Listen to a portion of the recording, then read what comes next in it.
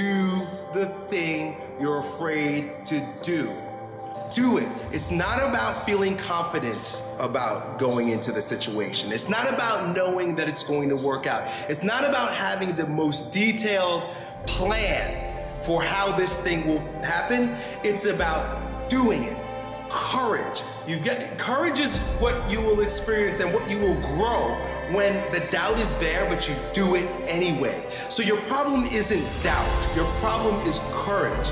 Doubt is going to be there, but doubt gets out of the way when you express courage, right? Doubt is like it's burned off by courage. Ralph Waldo Emerson said, do the thing and you will have the power. We're waiting for the power. We're waiting not to self-doubt any longer, right? Whatever it is that you're deciding that you want to do with yourself, that you're doubting your ability on,